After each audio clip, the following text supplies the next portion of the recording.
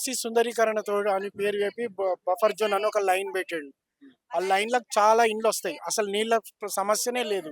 Buffer zone అని ఒక పేరు పెట్టేసి అది పేద ఇండ్లన్నీ తీయడానికి పూనుకున్నాడు. ఎన్ని సంవత్సరాల నుంచి ఉంటున్నారు ఆడ? 30 ఏళ్ల నుంచి ఉంటున్నాడు. 30 ఏళ్ళ నుంచి లేనిది ఒక్కసారి కూడా నీళ్ళు రాలే. ఆ మూసీలో సగం కూడా నీళ్లు పోవు.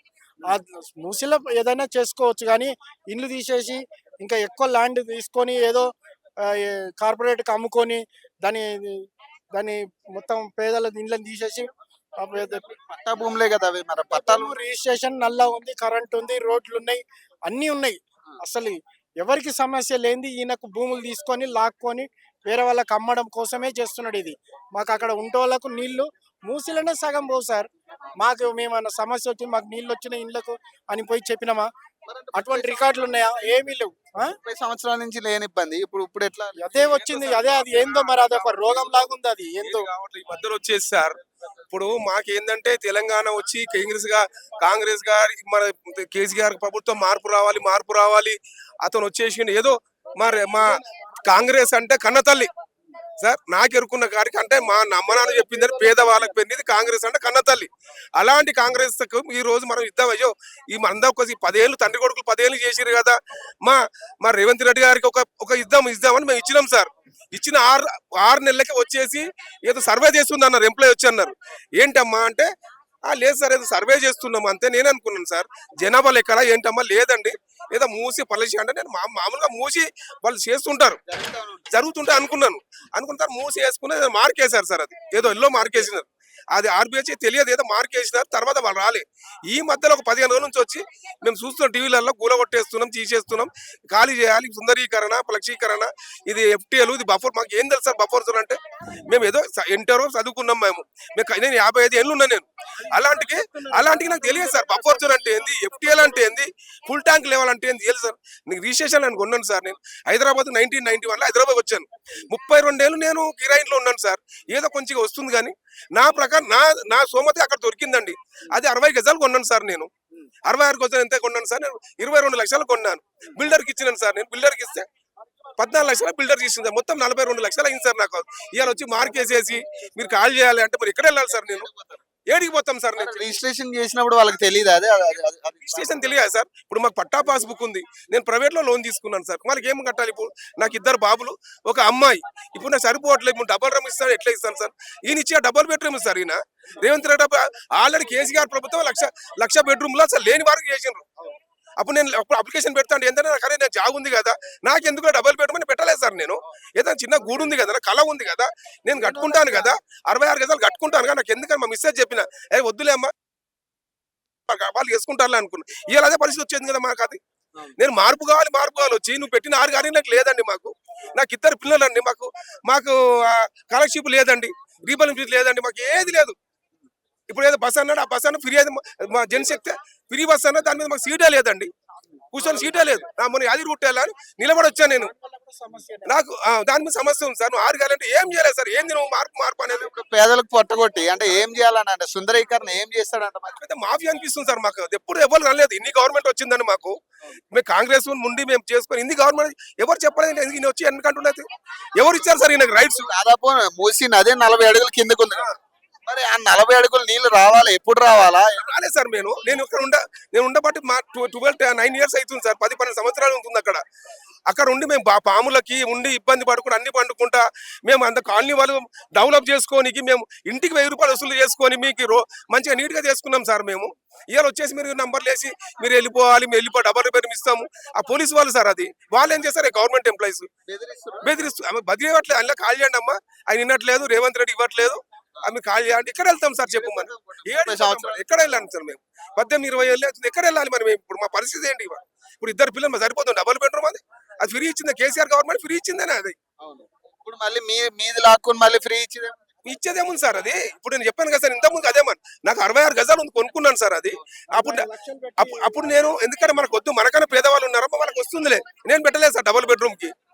ఇవాళ మేము కట్టుకుంటే నేను అప్పో చేసి కట్టుకుంటే మీరు కాల్ చేయండి సార్. నా మార్క్ ఎవరు వస్తున్నారో మార్కేస్తున్నారు. చేయండి సార్. మా గోడును రేవంత్ గారు చేయండి సార్. పక్కన మీరు మాట్లాడుతూనే ఉన్నారు, కొట్లాడుతూనే ఉన్నారు, అయినా వాళ్ళు చేస్తానే ఉన్నారు సార్. ఏంటి సార్ మాకు అర్థం ఎవరు పట్టుకోవాలి దానికి? మరి దీనికి ఇది మా పరిష్కారం మనకి ఎట్లా దొరకాలి? ఇప్పుడు ఇక్కడికి వచ్చిర్రు కదా ధర్నా దగ్గరికి, మరి ఎవరైనా మాట్లాడరా? అంటే మాది మేడ్చల్ మరకార్ గిడ్లండి. మా మా ఆయన ఉన్నారు కదా సార్, మా ఈటల రాజేందర్ గారు మాకు ఉండండి, మాకు ఆయన అభిమానం ఈటల రాజేందర్ గారు. ఆయన ఒక్కటే పేదల పెన్నిది. ఎందుకంటే టీఆర్ఎస్ ప్రభుత్వం అప్పుడే ఆయన వచ్చేసి మా బీజేపీలో నిలబడ్డారు. ఆయన మా పార్టీ ఇంపార్టెంట్ కదండి, మా తరపున కొట్లాడడం ఇంపార్టెంట్ అండి. మా నాయకుడు కావాలి, ప్రజలు పుట్టిన నాయకుడు. ఆ రోజు అండి మా జనార్దన్ రెడ్డి గారికి అండి అప్పుడు బోడబండి ఎలా ఉండే సార్, బోడబండి ఉండే. ఆయన బతుకున్నప్పుడు ఆయన శిలా విగ్రహం పెట్టారండి పి జనార్దన్ రెడ్డి గారికి. బోడబండలు అక్కడ అంతే రైమత్ నగర్ లో బోడబండలో విజయ్ గారు అండి, విజయ్ నగర్ అతను నాయకు అట్లా ఉండాలి నాయకుడు అండి. ఈయన నాయకుడేనండి. ఈయన పేదవాళ్ళకి నాయకుడు ఎందుకండి? నువ్వు ఏం చేస్తున్నావు అని అర్థం కావట్లేదు సార్. ఫైనల్ గా ఏం అడుగుతున్నారు ఇప్పుడు మరి? అంటే సార్ మాది ఇప్పుడు ఒకవేళ మీకు అవసరం వచ్చింది సార్, ఇప్పుడు ఇప్పుడు అలా ఏంటంటే రిజిస్ట్రేషన్ లో ఉంటుంది మామూలుగా, గవర్నమెంట్ ఎప్పుడైనా ఇవ్వండి సార్. మాకు ఎంత ఉందో మాకు డబ్బులు ఇవ్వండి సార్, లేక అదే ఏరియాలో మాకు ఇవ్వండి. మాకు ఎక్కడో వెళ్ళి ఇప్పుడు గట్కేశ్వరంలో ఉండమంటే ఉండలేము మేము, ఎక్కడ అక్కడ హైత్ నగర్ లో గుంటూరు ఉండలేము సార్. మాకు మేము చేసుకున్న ప్రైవేట్ ఎంప్లాయీ, నేను నాకు బస్ లీడ్ కానీ ఎక్కడో ఆర్టీసీ ఎక్కడ ఉంటాను సార్.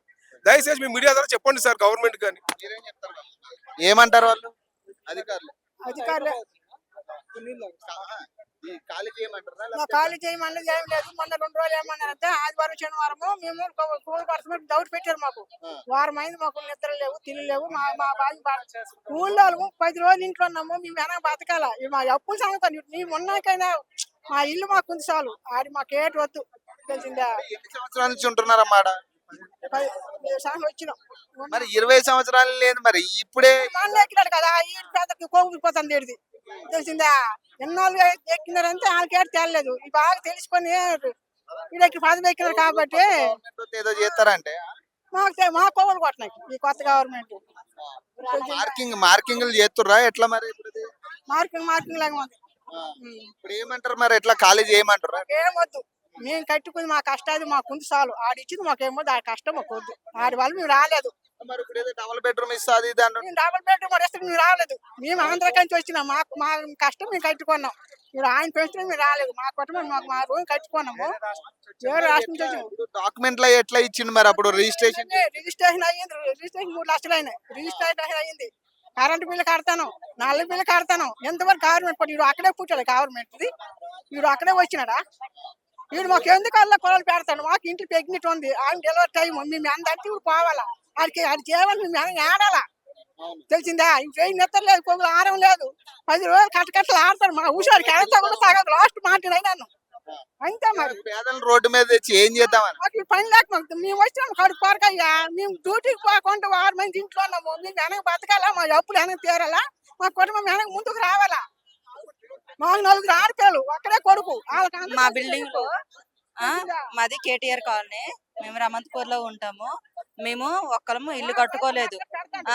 మాకు పైసలు లేక 7 ఇంటోలం కలిసి కట్టుకున్నాం. 165 గజాలు తీసుకున్నాం. 165లో ఫస్ట్ 3 ఫ్లోర్లు వేసుకున్నాం, తర్వాత 3 పైన ఒకటి కట్టుకున్నాం. అందులో ముసలాం ఒకటి ఉంది, ప్రెగ్నెన్సీ ఆమె ఒకటి ఉంది, పేషెంట్ ఆమె ఒకటి ఉంది. వీళ్ళు ముగ్గురికి తీసుకొని వాడు 1 2 డబుల్ బెడ్రూమ్లు ఇస్తానంటుండు. మేము 7 మందిలో ఎంతమంది వెళ్తాము, ఎవరం పోతాము? అందుకే ఇక్కడతో ఆపేసండి. వాళ్ళ 3 పేషెంట్లు తీసుకొని మేము ఎక్కడికి వెళ్ళలేము. మేము మా ఇల్లు మాకే కావాలి. ఇక్కడే ఇప్పుడు దాదాపు మీరు 20 సంవత్సరాల నుంచి ఉంటున్నారు కదా, మరి 20 సంవత్సరాల నుంచి లేని ఇబ్బంది ఇప్పుడే రిజిస్ట్రేషన్ అని పెట్టిండు, నల్లానికి ఇచ్చిండు, కరెంట్ ఆయనకి ఇచ్చిండు. ఇవన్నీ గవర్నమెంట్ వేగా. రిజిస్ట్రేషన్ అయితే గవర్నమెంట్ అండుండట్టుగా కదా. లక్ష 8 రూపాయలతో రిజిస్ట్రేషన్ చేస్తారా? లక్షల కూలి. మాకు అది ఎక్కువ, రోజుకు 300 కూలి. అలాంటిది లక్షలు కావాలంటే ఎంత కష్టపడాలి?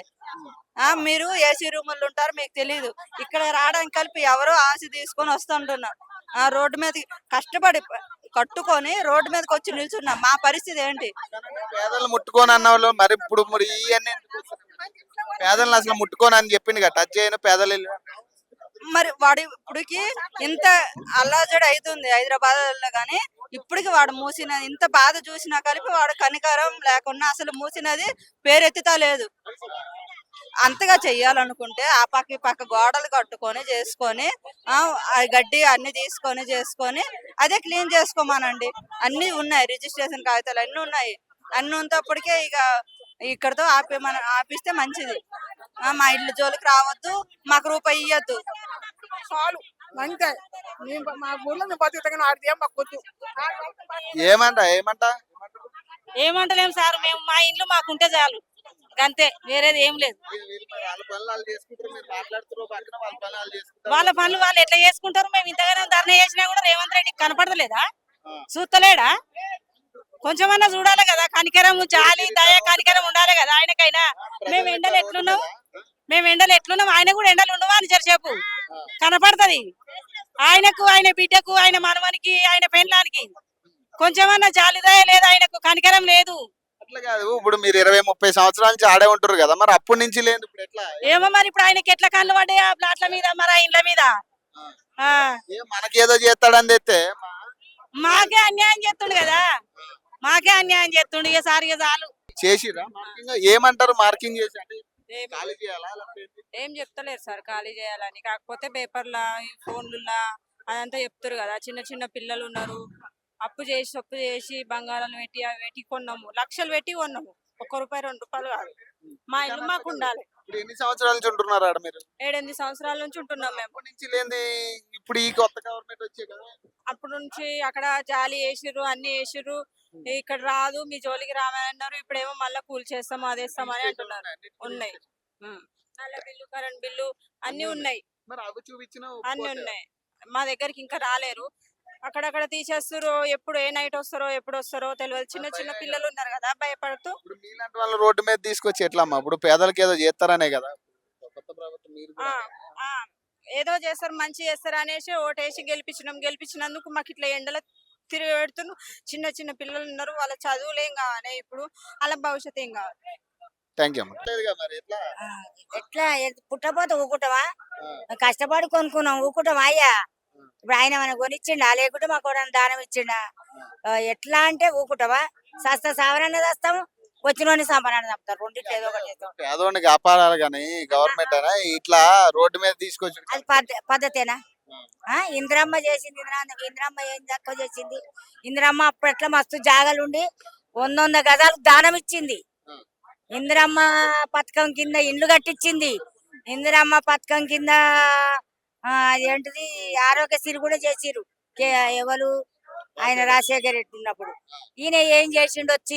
వచ్చే రాకంటే కూలగొట్టుడు మొదలు పెట్టిండు. ఇది పద్ధతేనా ఆయనకు?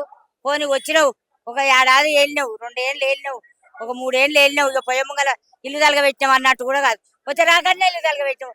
ఇక నువ్వేం చేస్తావు? ఉన్నోళ్ళని కొట్టొచ్చు కదా. అందరు అయ్యా 100, 200 అంటే ఎవడో ఒక 4 ఉన్నోళ్ళు, ఒక 4 ఫ్యామిలీలు ఉన్నోళ్ళు 200 కొనుక్కోవచ్చు. కానీ ఎవరికి 100, 150 కన్నా ఎక్కువ లేదు, 200 లోపే. నువ్వు ఎవడన్నా ఉన్నోడు 200 తీసుకొని ఆ మున్సిపాలిటీ కట్టుకుందిరా అయ్యా, ఉన్నోడు కాడ కట్టుకుంటుండా? మాకు నీళ్లు రాలేవు, ఎన్నడూ రాలేవు. 20 ఏళ్ళు నేను ఇల్లు కట్టుకొని, మాకు అమ్మినోడు పట్టనే చేసుకుండు, పట్టదారి దగ్గర మాకు పట్టనే చేసిండు. పట్టాని మేము నమ్మి తీసుకున్నాము. మరి కొనొద్దు అమ్మొద్దు అంటే మున్సిపాలిటీ ఆడోటి బోర్డేస్తే ఎవరు కొనపోదురుగా అయ్యా? ఉన్నోడు ఆడికి అమ్ముకున్నా అమ్ముడు పోతే వాడు ఊకును. ఇలా ఉన్నోని కాడికి పోయినా ఏం కాకపో, మొత్తం గరీబ్ వాళ్ళు కొన్నారు. ఆడ కొనుక్కునేటప్పుడు చెప్పాలిగా మీకు. కొనుక్కునేటప్పుడు పట్ట చేసిండు, గవర్నమెంట్ చేసిండుగా.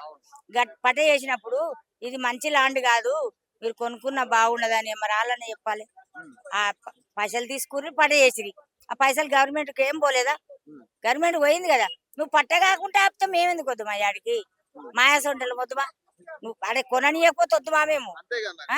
ఆడ కొనుక్కుంటేప్పుడు సపోర్ట్ చేయలే. నువ్వు పట్ట చేసినవు, కరెంట్ ఇచ్చినవు, నల్ల ఇచ్చినవు, ఇప్పుడు మళ్ళీ మంచిగా అయినాక వచ్చి కూల కొడతా అంటే ఇది న్యాయమేనా? నీకు న్యాయం అనిపిస్తుందా? నీ వరకు నీకు న్యాయం అనిపిస్తుందా? నీ గుండె మీద చేసుకొని ఇది నేను మంచి పని చేస్తున్నా, చెడ్డ పని చేస్తున్నా, ఉన్నోన్ని ఎత్తి కొడుతున్నా, నేను ఎత్తి కొడుతున్నా. ఉన్నోన్ని ఎత్తి కొట్టినా నీకు కోట్లు వస్తాయి.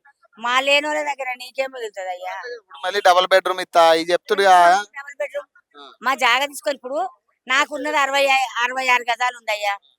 66 గజాల నాకు 2 కొడుకులు, అలా కింద మీద వేసుకుంటారు. నీ డబుల్ బెడ్రూమ్ ఇస్తే ఇంకేడేసుకుంటారు వాళ్ళు? వాళ్ళిద్దరేడు ఉండాలి, నేనేడ చావాలి? మరి ఇది న్యాయమేనా? ఆయన నాశనం అయినట్ట చేస్తాననే కూర్చుండు. మేము నమ్మి వేసినాం, నమ్మి నాన్న వస్తే పుచ్చి బుర్రలు చేస్తుండు. అంతేనా నమ్మి నాన్న మీరు రోడ్ల మీద ఇట్లా వచ్చి కొట్లాడుతానే ఉన్నారు, ఓ పక్కన అధికారులు చేయాల్సింది వాళ్ళు కూలగొడతామని వాళ్ళు తిరుగుతానే ఉన్నారు. మరి ఎట్లా మరి ఇది ఎట్లా ఇక మేము ఒకటే అంటున్నాము, నువ్వు ఖచ్చితంగా కూలగొట్టదలుచుకుంటే మమ్ములా అండేసి తొక్కిచ్చన్నా తీసుకో మొత్తం. పిల్లల జల్లలు తొక్కి ఇక పిల్లని తల్లి చూడది, తల్లిని పిల్లలు చస్తే చస్తాం. లేదంటావు 3 వంతులు ఇస్తారు. ఆయన కొలిచేటప్పుడు కూడా అడిగిన నేను, ఏందమ్మా అంటే మీరు ఇస్తానంటేనే తీసుకుంటాం, లేకుంటే తీసుకో 3 వంతులు కట్టిస్తారు అన్ని ఇస్తారని చెప్పిండు. మరి ఇస్తానంటేనే తీసుకుంటాను కదా, మేము ఇయ్యని అంటున్నాం. ఇప్పుడు నువ్వు ఎట్లా తీసుకుంటావు? మరి ఈయన అంటున్నా కూడా బలవంతంగా ఏమో అట్లా చెప్పారు, బలవంతంగా లాక్కుంటావా? ఇప్పుడు నువ్వు ఒక పదవి మీద ఉన్నావు, నువ్వు సరే ఎట్లనో ఎవరి పుణ్యాన్నో మీదకి వచ్చిరు, నువ్వు వెళ్తున్నావు, నిన్ను అగస్తంగా వచ్చి గుంజుకుంటే ఇస్తావా? నువ్వు నీ పదవి ఇస్తావా ఎవరికన్నా? మరి మా ఇల్లు కూడా అంతే కదా, 20 ఏళ్ళ నుంచి ఉన్నామయ్యా మేము. నువ్వు వచ్చి 9 ఏళ్ళకే ఇంత ధైర్యం ఉంది. నువ్వు ఒక మనిషివే కదా మా లెక్క, నువ్వు కూడా మనిషివే కదా, మేమందరం వేస్తారు కదా, నువ్వు పెద్దోని నేను. ఇంట్లో తల్లిదండ్రులు ఉంటారు, పిల్లలు చెప్పినట్టు 4 పనులు చేస్తేనే కదా నీ తల్లిదండ్రికి గౌరవం మిగిలేది. నువ్వు తండ్రివే తాగుబోతు వల్ల చేస్తుంటివి, ఇక నువ్వు తాగుబోతోలు గారా? మరి పిల్లలు తాగుబోతోలు గారా? ఇక 6 గ్యారెంటీలా 6 గ్యారెంటీల ఒక్కడు కూడా చేయలే. 6 గ్యారెంటీలు అన్నాడు, అందులో ఒక్కడు కూడా అమలు చేయలే. 4000 అన్నాడు, అది చేయలే. 2000 ఇంట్లో పిల్లలకు అన్నాడు, అది చేయలే. రేకులు ఉన్న వాళ్ళకి 5 లక్షలు ఇస్తే ఇల్లు కట్టుకో అన్నాడు. మరి ఉన్నది కూడా వీక్తుండు. మరి ఎడగట్టాలని ఎత్తులు కట్టాలన్నా ఇల్లు, ఎడగట్టాలి వాళ్ళింటి ముంగల కట్టాలన్నా ఇల్లు, ఇయ్య వీక్తుండు. మరి 5 లక్షలు ఇస్తానని ఎట్లా? నువ్వు నాకు 5 కార్డులు ఇచ్చారు అప్పుడు, 6 కార్డులు ఇచ్చారు. కారట్లు భద్రంగా దాచిన, కావాలంటే చూపిస్తానుకు, భద్రంగా దాచిన. అందులో నువ్వు ఒక్కటన్నా అమలు చేసినావా? నువ్వు 5 లక్షలు ఇచ్చేటో నువ్వు మొత్తం కూడా ఊపుతున్నావు. ఇంకా ఇంకా ఇక నేను ఎడగట్టాలి ఇల్లు, ఎడగట్టాలి ఇల్లు. ఇక ఇల్లు కట్టులేదు ఏం లేదు, చక్కగా పోయి అలా పడి చావాలి. ఇప్పుడు ఆయన ఇండ్ల కాడికి వస్తే మాత్రం స్వచ్ఛంగా చెప్తున్నా, సగం మంది వస్తారు. ఈయనకైతే 2 పిల్లలు, ఆయనకు అది తప్ప ఏరే లేదు. పైసా కూర్చుకొని ఇల్లు కట్టుకుండు. అది ఆయనకు ఉంది 50 గజాలు. ఇప్పుడు అది నువ్వు గుంజుకుంటే ఆడ ఎక్కడ పోవాలి చెప్పు? పిల్లల పెళ్లిళ్ళు కాలే, పేరంటం కాలే, ఆడవిల్లు ఉంది. ఆడ ఏదో ఇంత గూడు నిలబెట్టుకుంటే ఆ గూడు నువ్వు కూడా వీకపోతే ఆ పిల్లలేం కావాలి, తల్లేం కావాలి? మామూలు ఎందుకు ఇంత ఆగం చేస్తున్నావు? నువ్వు వచ్చిందే ఇది కూర కొడతానికి వచ్చినావా? అందరికి మంచి చేస్తానికి వచ్చినావా? నువ్వు ఒక్క పని కూడా మంచి చేసింది అంటలేరు. ఊర్లలో అది ఇయ్యలే ఇది ఇయ్యలే, ఏడాది నుంచి రైతు బంధు లేదు. ఆ ఊళ్ళల్లో మొత్తుకుంటారు, ఊళ్ళోనే మొత్తుకుంటారు. వీడికి వచ్చావు మా కూడా వికేస్తున్నావు. ఇక ఈడ మొత్తమే లేదు కదా. ఆడ సరే నువ్వు వేసినా బత్తరో వేయకున్నా బత్తరో తిడతారేమో కానీ మాది ఉన్నాయే తీసేస్తే మేము ఎక్కడ పోవాలి? మేము ఊర్లో మొత్తం అమ్ముకొని వచ్చి కొనుక్కున్నాం అంటే ఇప్పుడు తీసేస్తే ఎట్లా? మాకు తీసేస్తే మాకు ఎట్లా ఏడవై బతకాలి? పిల్లల తల్లులో మేము ఇల్లులో పని చేసుకొని బతుకుతాం. మేము మాకు ఏమీ లేదు. మాకు ఇట్లా చేసుకుని న్యాయం కాదు. మాకు ఏదన్నా ఒకటి మాకు న్యాయం చేయాలి, కానీ న్యాయం చేయకుండా చేయకుండా చేస్తే బాగుండదు. మాకు ఏమి లేదు. మాకు మమ్మల్ని రోడ్డు మీద వేస్తే ఏం బాగుండదు. రేవంత్ రెడ్డి గెలిచిన కానుంటే మా మనసు చచ్చిపోవడే ఉంది, కానీ బతుకుడు ఏం లేదు అసలు. మాకు న్యాయమే కాదు అసలు. మాకు మాట్లాడి మాకు లేకుండా మాకు భయం అవుతుంది, ఎప్పుడు వస్తున్నాడో ఎప్పుడు తీసేస్తున్నాడో అని. ఊపిరి కూడా లేదు, మాట్లాడి చేత అయితే లేదు నాకు. భయపడుతూనే ఉన్నాం. ఆ పోలీసులు వస్తే భయం, జేసీ వస్తే భయం అవుతుంది, భయం అవుతుంది మాకు. మేము భయంతోనే చంపుతున్నాడు ఆయన. మమ్మల్ని చంపి ఆయన బాగుపడేదే ఉంది, మేము చెడిపోయేదే ఉంది. మా ఇల్లు కూడా కొడితే మటుకం మేము ఊకోము. మా ఇళ్ళ దగ్గర వస్తే ఊకోము. మేము మా ప్రాణాలు పోయినా సరే కానీ చేస్తాము, కన్న కారం కొడతాము. అది కూడా చూడాలి. ఇట్లా భయపడుతున్నారు అనుకోకరి ప్రాణాలకు తెగిడ్చి ఉండవు. మేము ప్రాణాలకు తెగిడ్చి ఉండవు. ఇంకంతే భయపడి అదే పని చేస్తాం. చూడ రేవంత్ రెడ్డికి మంచిగా పంపించండి. ఎన్ని రోజులకైనా కూడా ఆయన వచ్చినాడు, పోలీసు వాళ్ళకైనా ఎదురుకి తిరుగుతాం. మేము వాళ్ళు దయచేసి పక్కకు ఉండాల్సిందే. మా ఇంట్లోకి ఏటికి రాకూడదు, మా ఇల్లు ముట్టుకోవద్దు, ముట్టుకోవద్దు, మమ్మల్ని మా జోలికే రాకూడదు. మేము ఇంత దూరం వచ్చినాం, ఇంత బాధారు పాలెక్కిస్తున్నాడు. మేమేం దొంగతనం చేసినాం, మేమేమి అమల పని చేసినాం? మేము ఓటేసిన తప్పుకా ఇది? మాకేమి ఇచ్చిండని ఆయన? మేము ఇన్నేళ్ళ సందికి ఇంత మంది గెలిచిండ్రు. మాకు కేసీ గారు మంచిగా చేసిండు. మాకు కేసీ గారు మంచిగా ఆదుకున్నాడు. మాకు లాక్డౌన్ లో అన్నం పెట్టిండు, బియ్యం ఇచ్చిండు, అన్ని ఇచ్చిండు. ఈయన ఏమి ఇయ్యలే మాకు. అనుకున్నాయి ఒక్కటి ఉన్నాయి వేకుంటున్నాడు, అన్ని చేస్తున్నాడు. ఏం చేస్తున్నాడు? మాకు ఏం తెచ్చిండు? ఆయన వచ్చి 9 నెలలకు 9 సుక్కలే కానొస్తున్నాయి. ఆయన మా ఇంటి కాడికి ఏమని తోలిస్తాలి అని వాని కంట్ల కారం కొడతాం చూడు, మేము ఊకోం. కంట్ల కారం కొడతాం ఎవడన్నా కాని వాడు. మూసికి సంబంధించి రాగానే అటు చస్తే ఆడని కావాలి, మనం అని కావాలి అంతే. ఏమన్నా సార్ ఇప్పుడు ఉండేమని సాధిస్తున్నాం మనం, అన్ని పోయినాక ఉండేమని సాధిస్తున్నామా? అడకతిన బతుకు చేస్తున్నాం. అడకతిన కానీ సచ్చింది మేలు కదా, అడకతిన కొన్ని సచ్చింది మేలు కదా. మాట్లాడు ఏదా నోటి. చెప్పండి ప్రధానం, మరి అధికారులు మరి వినట్లేదు మీ మాట, మరి ఏం చేయాలనుకుంటున్నారు? అదే అధికారులు మరి మీ మాట పట్టించుకునే పరిస్థితి లేదు, ఏం చేయాలనుకుంటున్నారు? ఇంతమంది ప్రజలు ఒక పెద్ద కురుక్షేత్రంలో జరుగుతుంది. ఇప్పుడు కూడా ఆయన ఇదవకపోతే అసలు ఆయన మనిషే కాదు, ఈ జనాలే ఆయన్ని కూల్చేస్తారు.